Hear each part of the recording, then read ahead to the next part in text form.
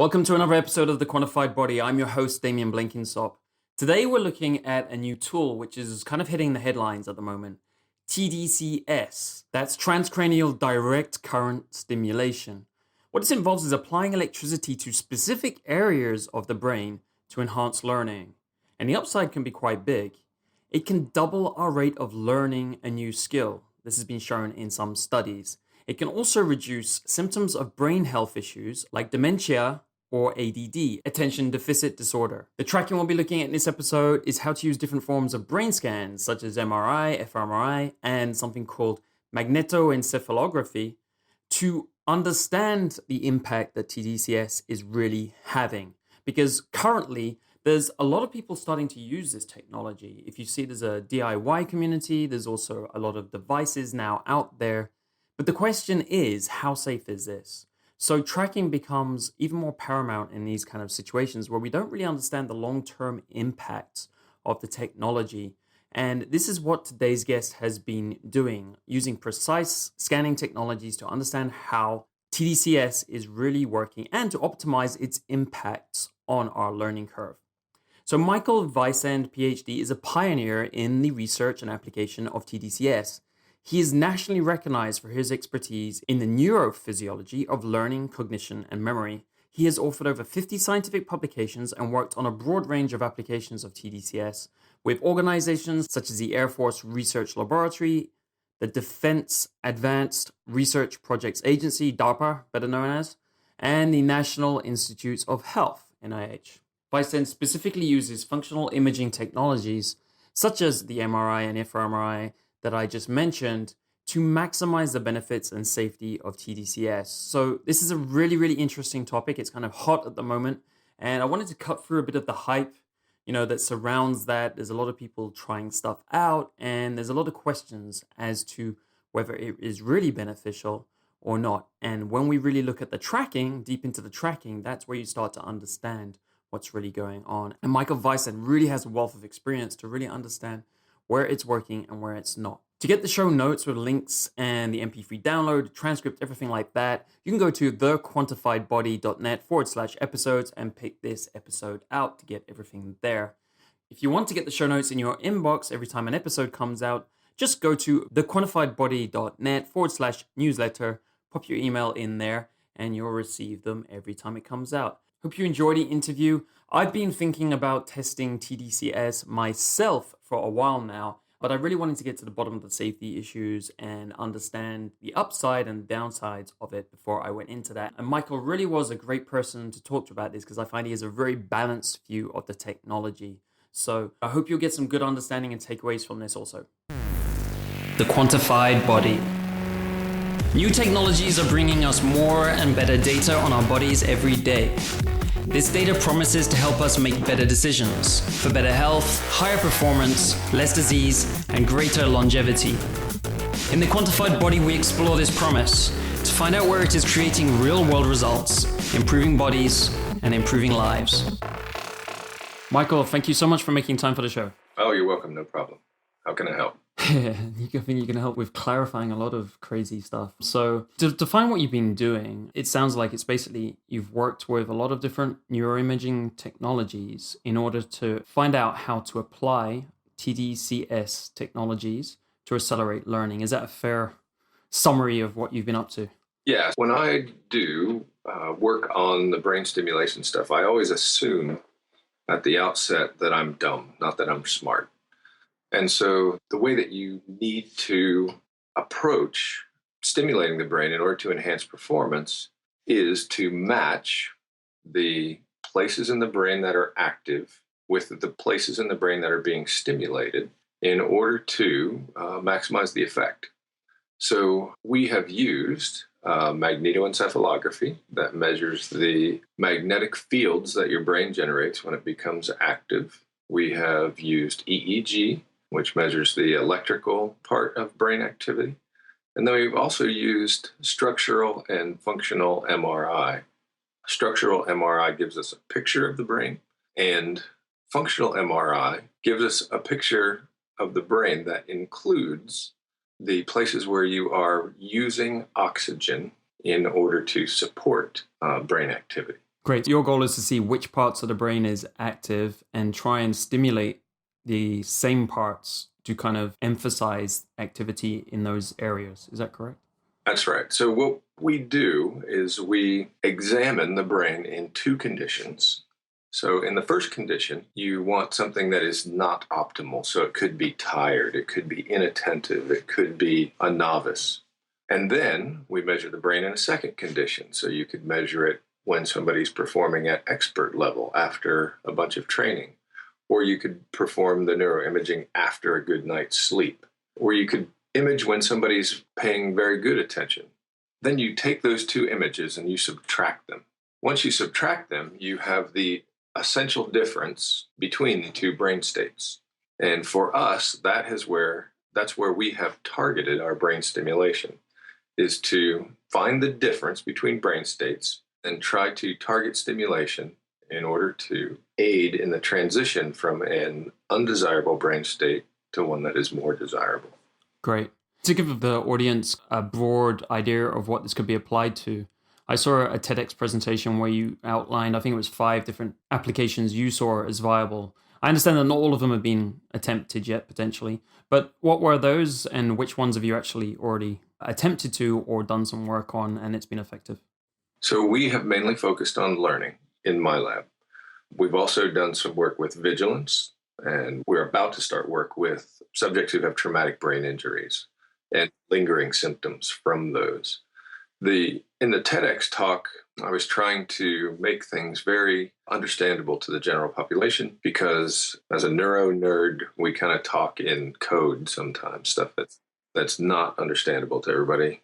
Not because they're less smart, it's just that we have different vocabularies because we walk in different shoes every day. One of the places where I think that tDCS will have an impact in the very near future is in depression.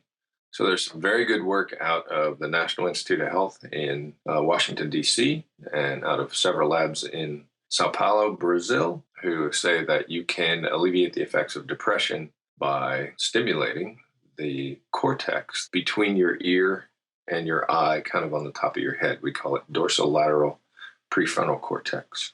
And it's been pretty effective.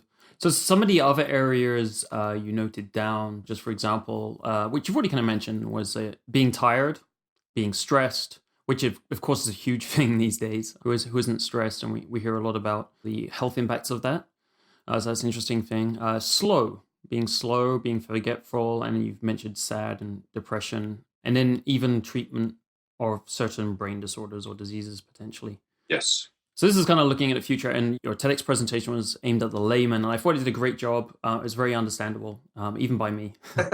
So yeah, I think you achieved that objective. I encourage the listeners to go check that out. Before potentially you listen to this, it might be a good intro to get started with. I thought what we do now is take a little step back and talk about tDCS. What is tDCS? Where did it come from? How long has it been around? What's kind of the basis for using this versus some other potentially similar technologies? Why are you focused on this one? I can tell you why we're mainly focused on it, and that's because it's inexpensive and it's very light, and it could be put into a wearable for just about anybody. So where did it come from? Well, Luigi Galvani, back in the 1700s, used to shuffle around on the carpet and generate static electricity and then touch the nerves that were attached to frog muscle in order to demonstrate that electricity caused the muscles to move. And there's even some there's some stories, some anecdotes from the ancient Greeks and Romans where electrical fish, electric eels, were touched to people's heads in order to get rid of headaches. So we're not talking about something new here. This has been around. It was used in the 1800s to try to cure paralysis. Some very good work was done on this in the 1960s that we rely on still today. But there's been a dramatic dramatic increase in the number of publications, I think primarily due to the fact that we have now abilities based on neuroimaging, look into the brain and actually do a really good job of trying to place current into critical brain structures for tasks, specific tasks, instead of kind of taking a guess at where those critical pieces of brain might be and placing electrodes in locations on the head that are based on lesions in literature. So the lesions in literature approach will get you so far, right? So the lesions in literature approach more or less is the idea that if you take a piece of brain out and a function stops, so for example, speech stops, or being able to move your hand stops, then there's this kind of fallacious idea that that function resides in that spot. And so people have turned that on its head and said, well, if function resides in that spot and we put electricity into that spot, we should change the function of movement or speech or what have you. But there's a problem with that. And if you want to think about this in a kind of a colloquial way, let's talk about where right turn is in a car, right? Is it in the driver's brain? Is it in the driver's hands? Is it in the steering wheel? Is it in the steering linkage? Is it in the front wheels? Right? Where exactly is it? And so in that case, that's a lot like the brain, because in order for you to speak, there have to be a whole bunch of areas working together. And in order for you to move your hand, there's a whole bunch of areas that are working together. Function does not reside in one single spot in the brain. Behavior is supported by a network of areas that work together. That's very interesting. So are you talking there about the connections between, say, the hand and the brain?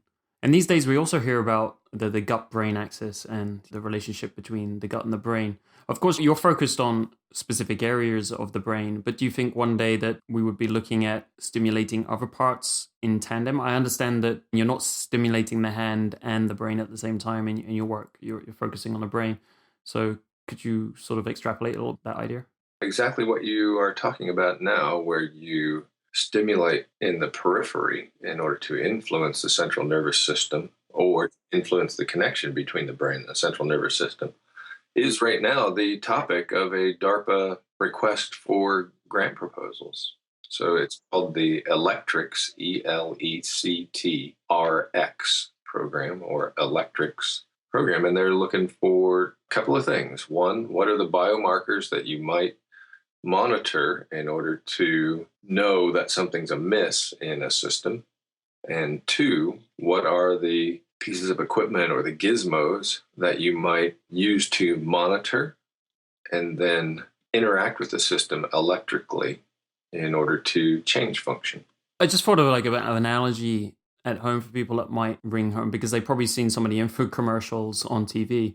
The old electricity stimulated ab belts people would wear to get abs, six-pack ab machines. I'm not sure if they ever worked, but is that exactly the same technology? It's not the same exact technology. So tDCS is something that turns on and stays on at a steady rate. So if we say 2 milliamps, it comes on slowly, comes up to 2 milliamps, stays at 2 milliamps for a period of time, and then ramps back down to 0. The ab machines, or if you go to PT, they can do this too, is physical therapy. They can stimulate your muscles in order to make them move, to break up spasms and stuff like this. And those machines work on an AC current, or an AC current is one that alternates up and down. It's like the electricity that comes out of your wall socket, but at a very low level, right? You wouldn't want to try this by sticking wires into a wall socket. You'd kill yourself. And that AC current can ramp up quickly and ramp down quickly. And it's that ramp up quickly and ramp down quickly that causes the contraction of the muscles. So do muscles work rather than an on-off basis? They work on an AC because it goes negative, positive. Yeah. What you're essentially doing there is you're causing the AC current causes the release of neurotransmitters at the neuromuscular junction. So at the place where the nerves come into the muscle, there's a gap between the end of the nerve and the beginning of the muscle. And there's a substance that travels across that gap to cause the muscle to contract. It's called acetylcholine. It's what's called a neurotransmitter. And so the electricity, the AC current, simply causes that acetylcholine to be released and the muscle to contract based on the same mechanism that it would if impulses came down the nerve. Great, great. Thank you for the clarification.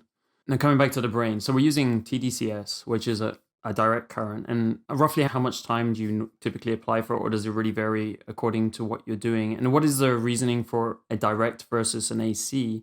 It's a constant stimulation versus intermittent stimulation of the brain. What's the reasoning behind that? There are people who use AC currents on the brain. Those also cause changes in behavior.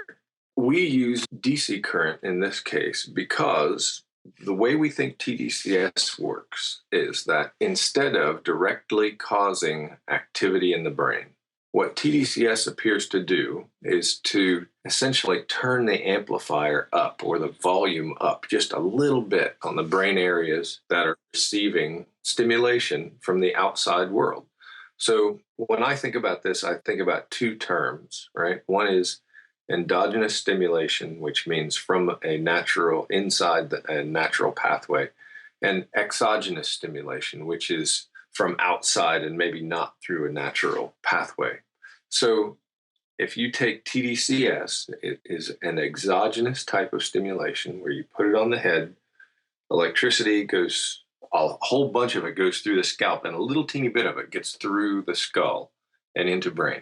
And that little tiny bit causes the neurons, we think, to be slightly more reactive when there are stimuli coming in through endogenous pathways like the eyes and the ears and smell and et cetera, touch, right? So in that case, you get a slightly larger reaction in the brain to stimuli that are coming in through endogenous pathways as a result of this exogenous tDCS stimulation. With the AC current, you're doing something different. So the AC current, essentially, if you put in a sine wave is just a fancy word for something that goes up and down equally around 0 amps or 0 volts. Then what you do is you entrain rhythms in the brain. So if the stimulation is at 10 hertz, means the stimulation is going up and down 10 times per second, then you will, in the brain, get a sympathetic rhythm at 10 hertz, which is either enhanced in amplitude or generated de novo from whole cloth. And so in that way, you have to, with tACS, which is the alternating current, you have to know that first that you're getting electricity into the right areas, but then you also have to know that 10 hertz is important for your task, or 12 hertz or 40 hertz or whatever what you're going to put in. So again, we go back to this place where I assume I'm dumb. And what I do is I put in the simplest thing I can think of. And in this case, it was DC current that would enhance the reaction to naturally occurring stimuli in the environment without the baggage of having to know now not only where to put it, but also what frequency is important the task. So it just starts getting more and more complicated as you start adding in things like oscillations, random noise. There's a variety of things you could add in. Basically, it makes more sense to focus on tDCS because there's less variables involved at this stage, and it sounds like we're still on the kind of cutting edge, and to introduce more variables is just going to make the task that much more difficult to actually use effectively, or to make research start paying off in terms of coming up with answers. Is that the theory? Yeah, that's that exactly. I prefer to keep it as simple as possible and try to work out the simple stuff before we walk before you can run. Exactly. Great, great. I think people have also heard of different frequencies of waves in the brain. Iron and Muse, this device, EEG, consumer device you probably heard of, and that tracks some of the different frequencies, alpha, theta, delta waves in the brain. So we were just talking about some frequencies. Are they related? Because it sounds like when you wear these EEG devices that it's tracking the whole brain, right? It's like we're having the same frequency of waves throughout our whole brain. But it sounded like when you were just talking about this, that we could have different waves in different areas of the brain, and it's actually a lot more complex. So what is the kind of model that exists today? Different frequencies are thought to do different things, and it's most clearly seen in sleep. So in waking, you have beta activity, alpha activity, gamma activity, all across the spectrum. But when you go into sleep, you go through periods where you drop out lots and lots of the other frequencies and you get delta, which is 1 to 4 hertz. And then when you dream, when most people dream, you come back up and your brain almost looks awake again. And then you drop into this delta. So what do those different frequencies mean? Well, there's all kinds of theories out there, but I would say one that I think has really kind of held water for a while is that the oscillations are the way that different pieces of brain talk to one another.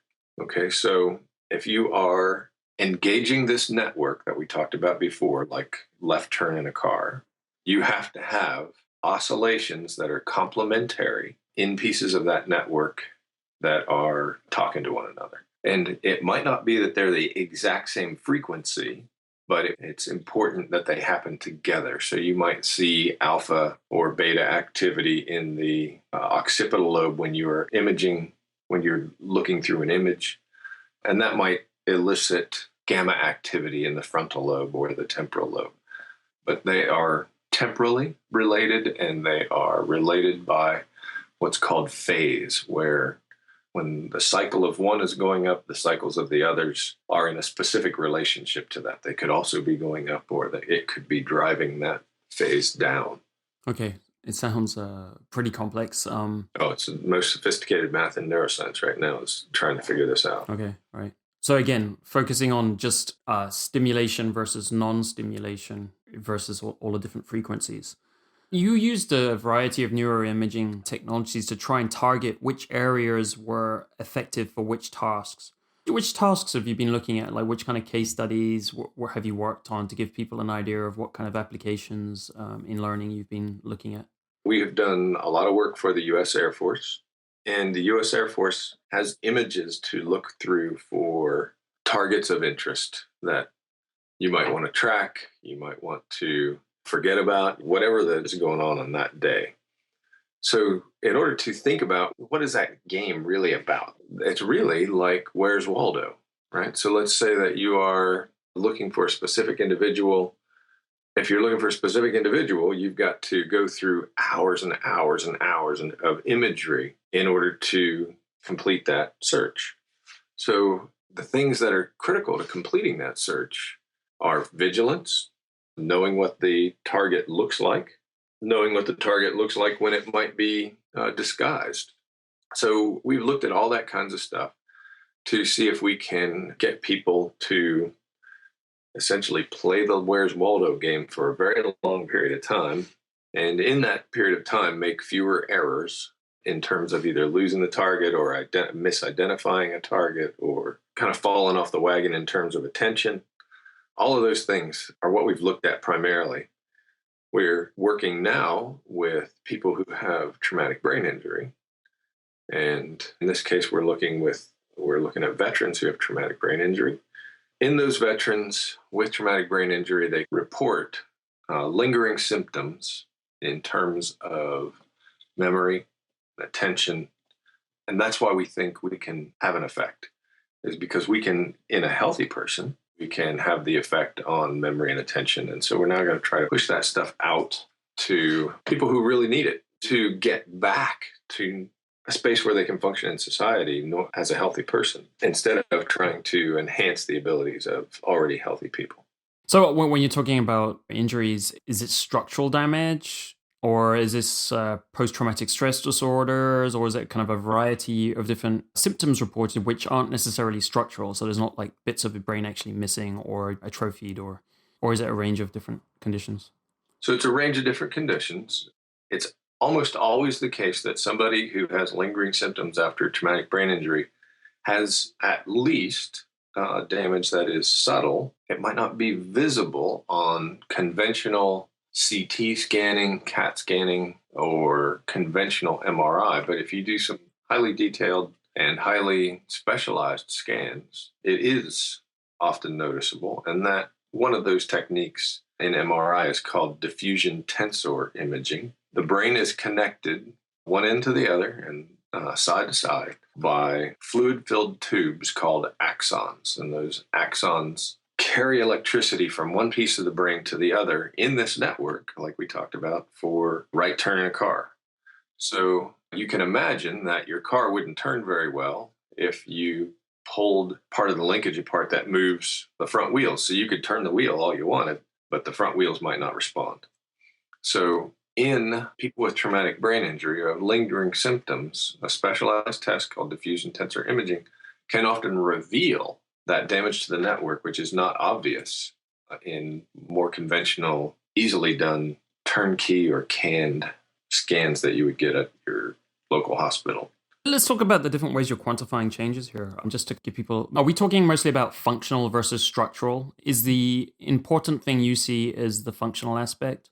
Or because the structural technologies I think most people are used to are the CT scan, the MRI, magnetic resonance imaging, which basically gives you a map of the structure of the brain. If you add a bit of contrast, it'll come up with some of the white matter, which is still basically the structure of the brain. It doesn't necessarily say which bits are active versus which bits are non-active.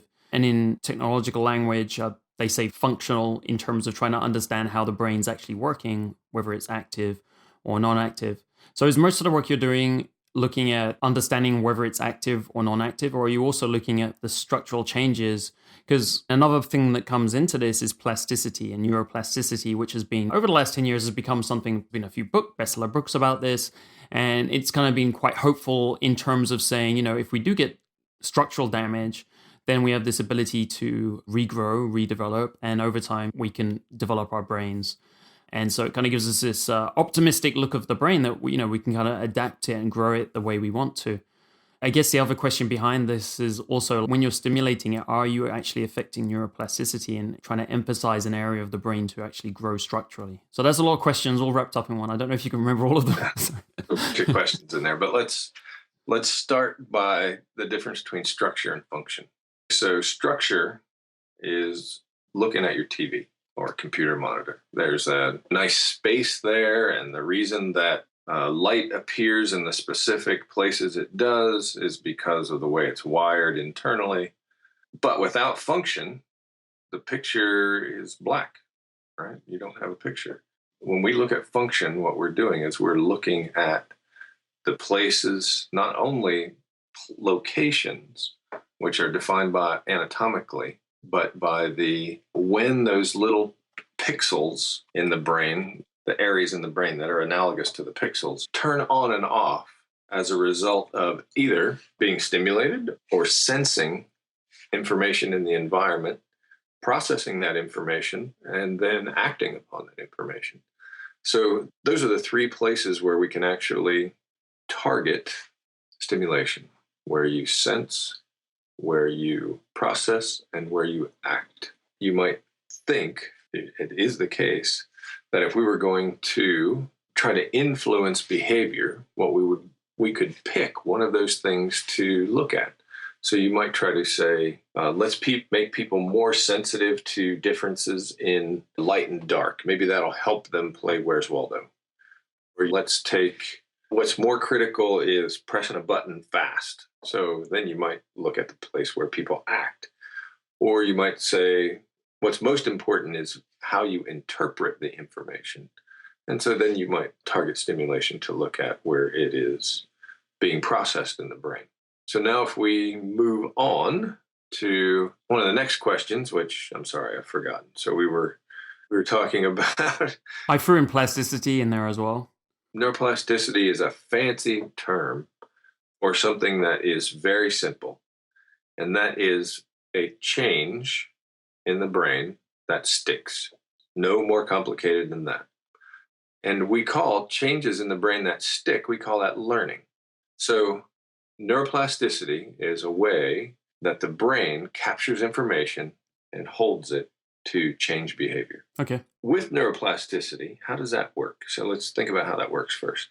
So there's an old adage, and as far as we know, it's still true. It was first written about in 1949 in a book by Donald Hebb. He said this in very fancy terms, but what it boils down to, it's cells that fire together, wire together. Okay, so if you think about Pavlov's dog learned to salivate to the sound of a bell in anticipation of food being given to him. So how does that work? Well, it only works actually if the bell and the food are presented together. So once you have the bell and the food presented together a few times, then what you have is the bell starts to cause salivation just like the food caused salivation. And it's when those two things are presented together, the brain changes its wiring to connect them so that you can now change behavior. So what the heck does tDCS have to do with any of this, right? So now think about what we talked about before, where we said when you stimulate the brain, you make it more reactive to the natural environmental stimuli. So when it's more reactive, you have a greater number, at least in theory, a greater number of cells that are active, and you have additional opportunities for this plasticity to take place because more cells firing, more cells wiring, and a more rapid acquisition of information that you can measure by changing behavior. So it's basically encouraging a certain area to take the lead in the process of when the brain's operating. You're encouraging one area to take the lead versus another. Yeah, I think that's a good way to summarize it. All right. Great. All that fancy crap Weisend did. We made it. Okay. Yeah. Well, thanks for all these clarifications. It's great. So which technologies have you played around with and which do you think are the best for what you're trying to achieve here? The one that I saw mentioned one time was the functional MRI. Another one was the MEG, which is something I hadn't heard of before, actually. EEG, I saw as well, which I feel like was an older technology and not as accurate, but I don't know. You know, that's could be just like branding and marketing, and it's got into my head and it's fired the neurons in that kind of area. So I feel that way. So when you're looking at these technologies, which do you feel are the most useful for your work at the moment? And is that going to develop soon into different ways? You're going to be using different, more accurate technologies, which is going to be able to further this kind of work? Yeah, so I prefer magnetoencephalography to the other techniques for a couple of reasons. So magnetoencephalography measures the magnetic energy that your brain generates. When you think about electrical activity is always accompanied by magnetism. So you can use your right hand to visualize this. If you point with your thumb at something and imagine there's an electric current running along your thumb on your right hand, then there's always a magnetic field that wraps around any current that would travel in the direction of your thumb. There's always a magnetic field that wraps around it in the direction that your fingers naturally curl on your right hand. So with EEG, what we're measuring is that electrical current that's running along your thumb. With MEG, what we're measuring is that magnetic field that is wrapping around your thumb. So why would we do that? The technology is way more expensive and way more difficult to maintain. The reason we do that is because your scalp and skull are transparent to magnetic fields, but your scalp and skull are opaque or mostly opaque to electrical energy. Okay, so anything you see with EEG is kind of blurry and smeared out, but the things you see with MEG are very clear reflection of what's going on in the brain. But it comes with a cost. Everything comes with, there's no free lunch. Everything comes with a cost. So MEG has a lot more information. And as long as you take the time to figure that out, then you can learn additional things about the brain. But in some cases, it's too much information. It's one piece of brain talking on top of another piece of brain on top of another piece of brain. And it's very difficult to sort out. So EEG gives you kind of an oversimplified picture. MEG gives you an overly detailed picture. And there's no Goldilocks area there where this one's just right. You lay down your bets and you go with one or the other. I err on the side, again, that I'm dumb. And so I want the maximum information I can get to try to learn the most. And so that's why I prefer MEG. Great. And as you said, it's a lot more expensive and it's newer. Yeah. And yeah. You haven't mentioned fMRI. I'm guessing that you're not using that so much. And fMRI is very different, right? It's about blood flow and blood oxygenation levels. That obviously is a very different approach to tracking function. So do you say that is relevant? Because obviously in the press these days, functional MRIs are the big thing in terms of behaviors and impact and pretty much all the brain studies that are reported these days, it contains these fMRIs. So how do you look at that, and why don't you use those? It seems like you don't use those. Yeah, functional MRI, I do a little bit, not a lot. But I'll tell you, I have a couple of issues with with fMRI. One is it's not a direct measure of neural activity. It's an indirect measure of neural activity. Having said that, it is also has very good spatial localization of that activity, superior to MEG or EEG. If what you're about is all spatial, then you can't get better than fMRI. What I argue is that not only is the spatial location of stuff important, we also get the on and the off and the frequency and all that stuff with MEG and EEG. So I just feel like there's more information there, and I prefer them for that reason. So basically, blood flow moves slower than electricity and activation. So you're looking at the thing that's moving the fastest, and as you're saying, it's the first measure rather than a secondary proxy. Yeah, great. Neurons turn on and off, or can turn and off hundreds of times a second, and so MEG and EEG can both measure that. But fMRI, the maximum time resolution is on the order of seconds. So if you use the analogy of the ocean, if you take a picture and you see the waves coming in, that's MEG, EEG. If you took a film and then averaged it all together so that there were no waves, right, all you got was the general level of the water, that's fMRI. So all of these technologies we're talking about, EEG is used in the consumer world today, but fMRI and MEG aren't, because they're just damn expensive, so they're not used for diagnostics as yet. In terms of that, how applicable are they? Because we do this research with them. Is the research you find directly applicable to everyone? So if you analyze someone in the military, you analyze his brain. And we were just talking about plasticity, and when they talk about plasticity, they often talk about how sometimes different areas of the brain could be doing the same thing. So I was wondering, do you feel like everyone's brain, there's this kind of a standard you can rely on? If you establish a pattern by analyzing 10 people in the military, can you now say that if you want to work on that same activity, that same task, and improve the learning, could you now apply that pattern you've established to anyone in the world? Or are there limitations to how broad this can be applied? Well, this is going to depend on your task, right? So if you're interested in where is the piece of brain that moves the finger, that's pretty standard across different people. If you are interested in languages, like reading languages, well, that's pretty uniform in the Western Hemisphere. But in the Eastern Hemisphere, where characters are more prevalent, it's a little less like Western Hemisphere stuff. And if you are now interested in what makes this person more reactive to, more anxious than the next person, now we're talking about each individual person, learning about each individual person. So it really kind of depends on your question, what level of detail you need to go into in the analysis. For us, we've tried to focus on things that are on the level of language, where we can get good generalization across people with a similar cultural background. Great.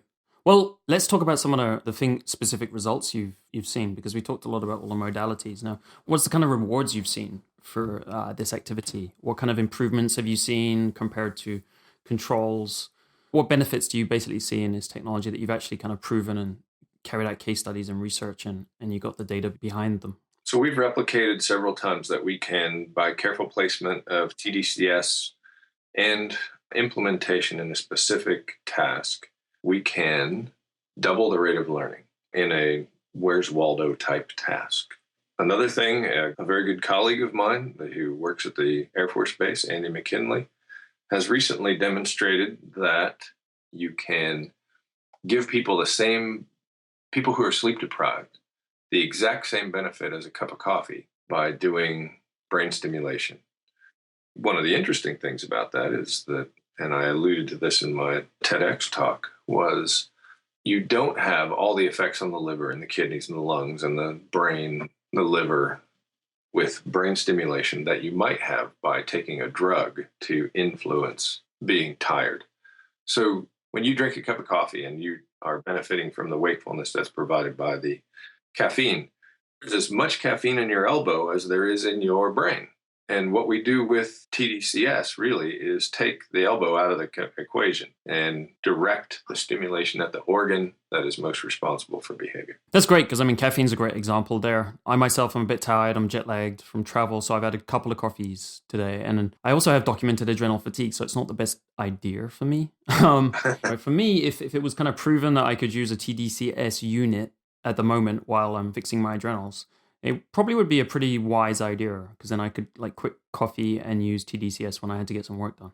Right. And so for you, is it applicable for people at home? Can they have a look at the research and use a home tDCS unit and actually apply that today? Or have we got still a little way to go in terms of, let's just take that specific application right there. Well, I would say tDCS at present is a very nice, kind of cute, kind of interesting laboratory trick that under specific controlled conditions, we can demonstrate it has an effect. And we select out lots of variants in the studies. So, for example, if somebody hasn't eaten normally, we reschedule them. Or if somebody had a big night out last night and they're a little hungover, we reschedule them. If somebody says they have some either brain disease or are taking some drug that might influence the brain, we don't allow them into the study. So when we do our studies, we try to operate in as pure a space as possible. And I don't think there's a single example yet of the application of tDCS or any other brain stimulation technology in a population that takes all comers, regardless of the issues that they bring through the door, whether it be, addiction or ADHD or tiredness or a hangover. I don't think there's a single study that takes all comers and still demonstrates a good effect. That's important for the DIY market and consumer market because it has to have its effect when anybody comes through the door. If you buy one and it doesn't have an effect, you're going to be upset. That's a hurdle that has to be jumped before we're ready for the consumer market, I think. Yeah. There's a DIY tDCS movement that started up just recently, right? I actually heard you talk on one of their podcasts. Versus before that, there's basically a few companies selling units. What is the difference between those? Is DIY more about constructing your own units and kind of figuring out the positionings versus in the units that were bought before they were basically set up for the consumer market, and so they've been pre-established by some companies and with a bit of research backing? Yeah, there are a couple companies through which you can buy tDCS units now. There's not a single company who has validated device or their technology. It doesn't exist. I mean, these are literally people. I'm biased here, so you've got to take into account that I'm biased, and I'm biased for two reasons. First reason, the devices that are out there don't take care of the electrode-skin interface. I have the scars on my arm to prove that you can do this in a dumb way and hurt yourself. So I can look at my forearm now and I can count, as we were trying to generate good technique with electrodes, I can count 6 scars on my wrist where I burned myself very badly. The electrode-skin interface is critical to take care of, or you're going to scar yourself up. And that's not good. The second reason I'm biased against DIY home use is that the devices that are available have not been run through any studies for safety or effectiveness. And so I really worry that because we don't have documented safety, effectiveness, and feasibility, that what is really going to happen is there's going to be a bunch of people who buy, fail to get their desired effect, burn themselves, and it affects the ability of other people who are being careful to move forward to get this technology into the hands of consumers, patients, and other interested parties that might be able to benefit from this. Great. So to kind of go with that, what kind of advice would you give to someone who's interested in playing around with this? Is there any safe way to do it now? Because we're talking about safety here. Yep. So safety concerns. And I guess most people are going to be a little bit wary of applying electricity to their brains. Beyond skin burns, we talked about skin burns, could there be potential other damage? Say you stimulate the wrong areas, or maybe do some of these units enable you to turn the charge up higher And is that something that could cause some kind of brain interruption? I'm not going to say damage here is a big word, but could it cause some kind of issue for you? I believe that's possible. So there's I just came from a conference in New York last week, and there's an active debate in the community whether electrical brain stimulation is more like caffeine, where, let it go, let's see what happens, or more like a cigarette, where you let it go, you see what happens, and you'll discover down the road that you might not have done something correctly, or you might have hurt some people. What is it? Is it more like caffeine? Is it more like a cigarette? There's not a single study right now, not one, that has done imaging, long-term stimulation with tDCS, and then brain imaging again to find out if the technique ultimately does cause changes in the brain that might be deleterious. We just don't know. So we got to be careful with that. What I would say to the DIY community is that long-term study doesn't exist. The other thing I would say to the DIY community is the exact same thing I said to people I met in Los Angeles a while back with people for the Olympic team, pole vaulting team in particular. And they were asking if we could use tDCS to enhance performance, because little did I know, but I guess pole vaulting is one of the most cognitively demanding sports in track and field, where you have to put a giant sequence of things that are done perfectly together in order to get a good pole vault. Well, I'm guessing also in terms of neuromuscular activation, tDCS could be helping increase your strength, basically, by enhancing neuromuscular activation. Is that part of that too? Well, it reduces your perceived effort. That helps with things like fatigue. But what I said to him was, what do you want to ingrain in your brain?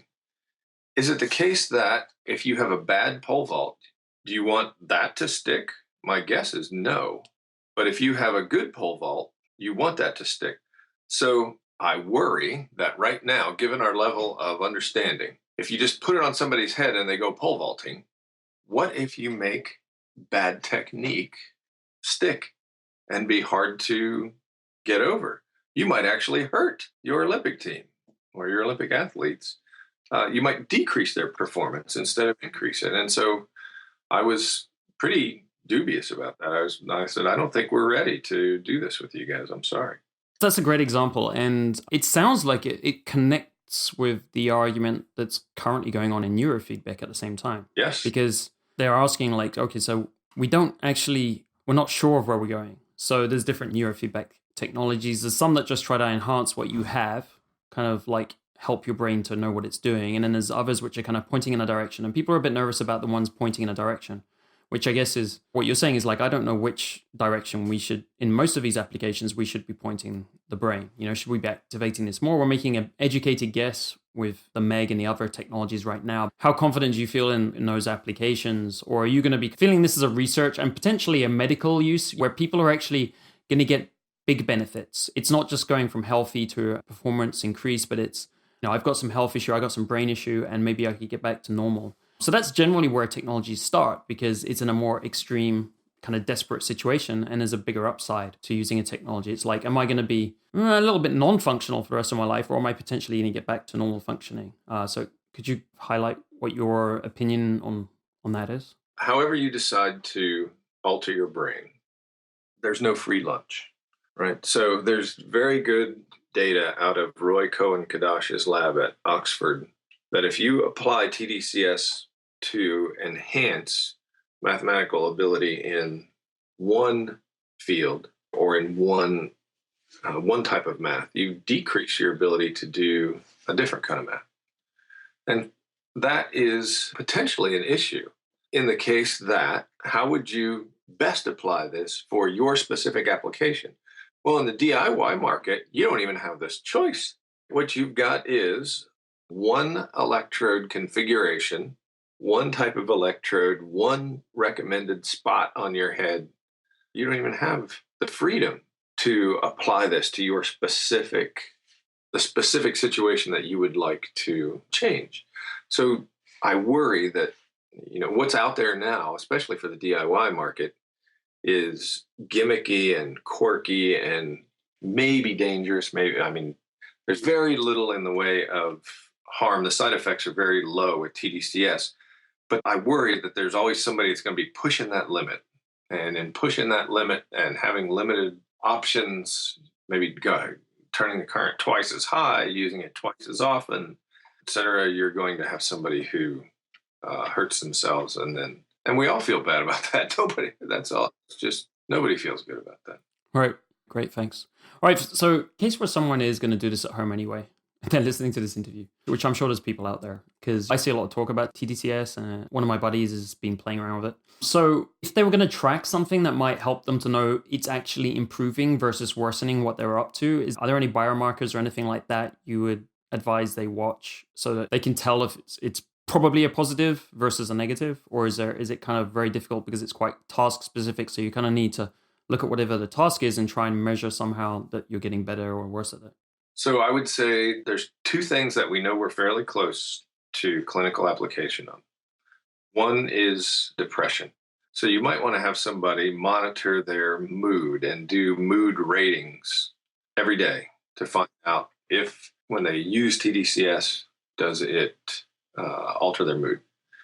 And I would say the other thing that you might have somebody do is to monitor their perceived effort.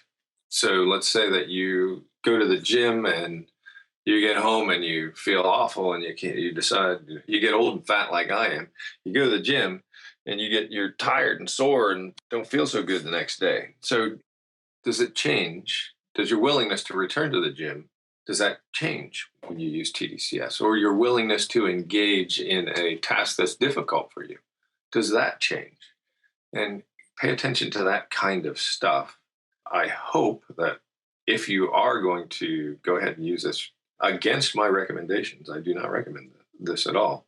You do it very carefully, take care of your electrode-skin interface, and monitor something that we know for a fact we know that in a carefully selected population, we can have a meaningful effect. Thank you. They strike me as very meaningful measures, which could hopefully avoid them going backwards for a long time if it actually does turn out negative, and hopefully give them some positive feedback. In terms of this whole area, where do you see it going in the next 5 or 10 years, or where would you hope it goes? I hope a couple of things. So first, I hope that there's a company called Think that is going to come out with a consumer device for electrical brain stimulation here within the next couple of months. And so I hope that Think's safety record is as stellar as they hope it will be. I also think that you're going to have combined therapies or closed loop therapies that are going to lead the field. So let's say that somebody is sitting there at their computer, and when we monitor their eye movement, what we notice is that their eyes are not paying attention to task. And so we could turn on tDCS in order to help them stay engaged with task when we notice that they're deviating from a task. I think those are applications that might come. So especially, I hope that the safety is good, because I know people are going to push it out there whether we like it or not. And I hope that people start thinking about ways to put the stimulation in a closed loop to help people when they need help and turn it off when people are doing fine. Great, thanks. What's the most exciting thing you think in terms of opportunities? So you looked at the downsides there and hoping that the downside, I can see, you're like, I hope this doesn't cause a mess. So what would be the upsides over the next 5 or 10 years for you if you were to get involved in research, or some of your projects were to work well and maybe develop over the next 10 years? What would be the exciting opportunities for you? God, I would say that the traumatic brain injury work really has me quite excited. So in traumatic brain injury, there really is no good therapy. There is a whole lot of try it a different way, take this drug to deal with problem A, take a different drug to deal with problem B, take a third drug to deal with problem C, and hope that those drugs interact in a way that's friendly and works. Something else like multiple sclerosis. I mean, really no good treatment. I keep hoping that one of these brain stimulation technologies is really going to enter that space and make a difference for people right now that really have no good treatment available. Yeah. Have you seen structural change influenced by tDCS? So like if you stimulated an area for a while, has it if it had atrophied a little bit, would you potentially see some de-atrophying or growing back or anything like that? We've seen white matter changes with tDCS. So white matter changes are the wires that connect different pieces of the brain, and it looks to strengthen them. So white matter is myelin? White matter is axons that are coated with myelin. So it's part of the neuron that's coated with myelin.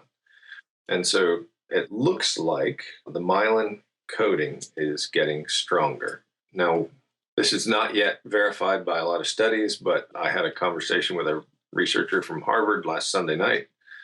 They have seen similar things to what's going on in our lab in Dayton, Ohio. So we're actively working together to see if we can understand better how we might be affecting myelin and white matter using tDCS.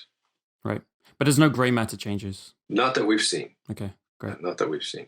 So in terms of someone at home learning more about the types of tDCS and potentially some of the other things you've been talking about today, where would you direct them to? What would be good sources of information where they could learn more and get more into depth, especially if they're going to potentially use this, thinking about using this?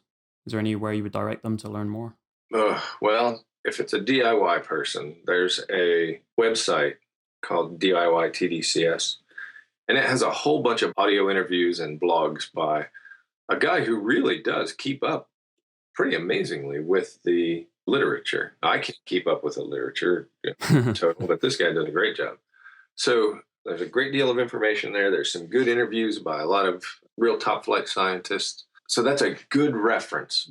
And I would pay attention to the idea that every single person who is on there who's a top flight scientist worries that this is going to hurt somebody at this point and that we need to be very careful. I mean, it sounds a little bit comparable to nootropics. There's a wide variety of nootropics out there today, and we don't know the long-term effects of them. And for many of them, sometimes it's even anecdotal. Some people say they work, and some people say they don't. Would you compare it to nootropics? I don't know how much you know about nootropics, but it's another approach to stimulating and changing. Another approach, chemistry rather than stimulation. But would you say it's as risky or potentially the same? Well, I would say nootropics is not a new idea, right? I would say caffeine is nootropic. So is it the same? Is it different? I would say people are often pushing the limits of their capability and would like to be able to go that one more step. And so in that sense, I think the nootropics and the brain stimulation stuff are really partial of the same desire of individuals to better themselves and to be able to push that one more step. And so I'm all about that. I just think that we need to approach it in a reasoned and careful way. Great, thanks. Rounding off the interview, I'd love to get to know a little bit more about you. You know, you've obviously taken a very rigorous approach to this area. How about yourself? Are there any data metrics that you track for your own body on a routine basis to gain insights or improve health, longevity, performance, or any other concerns? Yeah, I wear a band on my wrist all the time that tells me about my steps and it also does actigraphy that gives you some insight into sleep. And I use that. I look at it every day. I download the information. It looks like I'm reaching about half my goal all the time instead of the goal I should be shooting for. I see you smiling there, so it sounds like you're happy that you're meeting those goals. Yeah, well, I mean, it's better than zero. And it kind of helps you think about being more healthy. It kind of prompts you. So my wife and I are very much, the little town we live in has restaurants that are about 1.5 miles away. A grocery store is about 1.5 miles away. And we often walk to the restaurant or walk to the grocery store. And I'm not sure we would have done that if I didn't have this little thing on my wrist bugging me all the time saying, hey, get out of your chair and go do something. So I use that kind of thing. I mean, we all use devices that help us regulate our activity. I mean, one that's very simple example is an alarm clock. It aids in your sleep-wake cycle. Another thing that people often use is a meal at a scheduled time that helps them to set the tempo of their day or set the day up so that they are meeting expectations. So there's all kinds of these little things that we use, that we monitor, that we impose upon ourselves in order to help us get to where we want to be. Great. Can I ask which tracker are you using on your wrist there? Yeah, I use the original Polar Loop. That's what I typically use.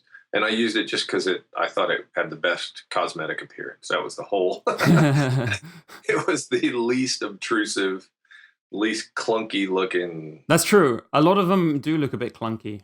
I guess that's where Apple's trying to come into the market to declunkanize it. Well, Apple's had a history of doing that well when they lead. I'm not sure they have a great history of doing that when they follow. So we'll see how that all works out. Yeah.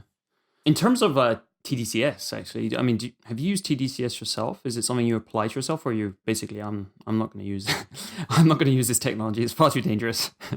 I put it on my head for demos, and I've put it on my head to test paradigms.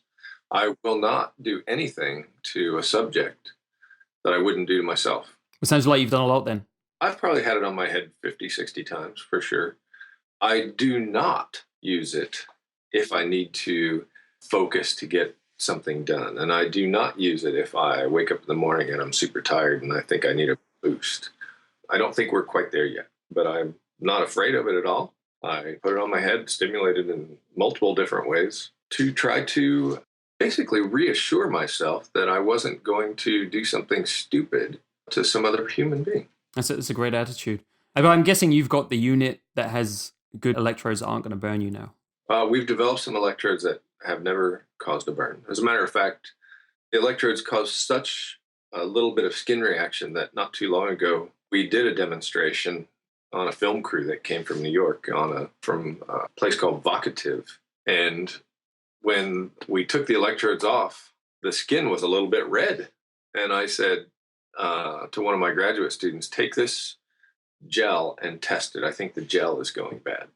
And in fact, it was. Is that something you could license? Is that a technology that you need to license to other companies, or? Well, we've applied for a patent for that stuff. And so we are, and I actually am in active discussions to do some of that kind of stuff.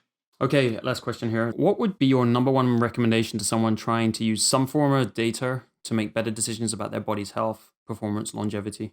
I would say, I think about this all the time, and I actually regularly do this, is when I get up in the morning, have a standard routine, and just kind of meditate for a few minutes or think like through your body, top to bottom. How am I feeling today? What are the things that I could do better if I wanted to feel a little differently? So it's almost like a self-check, right? Like you're doing a system test.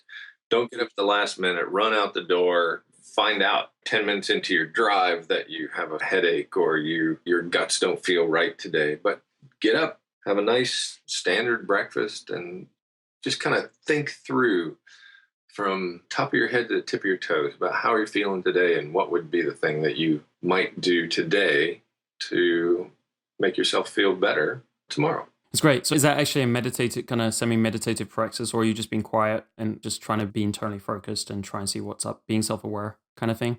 Or is it focusing on your breathing, using one of the techniques, or is it just kind of your own like mindfulness, trying to be aware of your body? I think it's very much mindfulness. So just yesterday, I went out and chopped wood for 3 hours. So this morning I get up and I'm a little sore, and I think to myself, where am I sore? Why am I sore? And it turns out, for God knows what reason, my hands are the things that are really the sorest from gripping the stupid axe handle while it was wet. And so when I think about this, what I think about is now, well, I should stretch my hands. I should be careful to make sure that I'm not repeating that same kind of motion today if I can avoid it. Just making sure that you think it through. What's the step you are going to take to make it better, and then actually carry it out. Great. Thank you, Michael. I actually start my day with something similar, or at least I try to. I don't succeed every day. I don't know if you're better at that than me, but some phases when I'm more stable, when I'm traveling a lot, it really tends to suffer. Now I'm just kind of getting back into it, and it really makes a difference for me too, just a similar practice to yours. So yeah, I can vouch for that from personal experience also. Thank you for the wealth of information. Also, all the tips on safety, being practical about this, and just your depth of information today. It's been super insightful. Thank you very much. Oh, no problem. I'm glad to help. To get more of The Quantified Body, subscribe on iTunes or go to the website thequantifiedbody.net. That's thequantifiedbody.net. You can also follow us on Twitter and Facebook. On Twitter, we are at twitter.com/quantifiedbody. And on Facebook, we are at facebook.com/quantifiedbodypodcast. If If you've got feedback or requests for the show, you can email them to me at damien@thequantifiedbody.net. That's DAMIEN @thequantifiedbody.net. Thanks for joining the show this week. See you next time.